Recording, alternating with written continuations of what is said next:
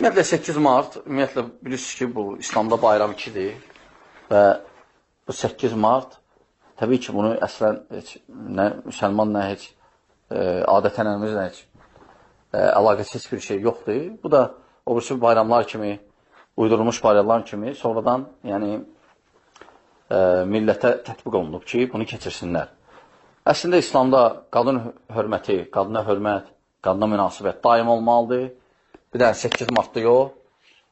Sadəcə özü də bilirsiniz ki, kafirlər, ümumiyyətlə, qərb ölkələrində onlar müəyyən təbəqəyə fikir vermək üçün, yəni heç olmasa bunlar da var, onları fikirləşin və s. Onlar məcbur oldular ki, hər gün bir gün elan etsinlər ki, cəmaat ona fikir versin. Məsələn, qadına 8 mart ediblər, kişiyə, heyvan üçün, pişik üçün və başqa şeylər üçün, qocalar üçün və s. Onlar bir gün təyin ediblər ki, qoy heç olmasa bu gün onlara fikir versinlər. Amma İslam, əlhamdülillah, belə şey yoxdur. Həm hər cəhətdən İslam hər gün fikir verməyi tələb edir bizdən. Ona görə belə şeylərdən müsəlman gərək çəkinər. Vəssalam.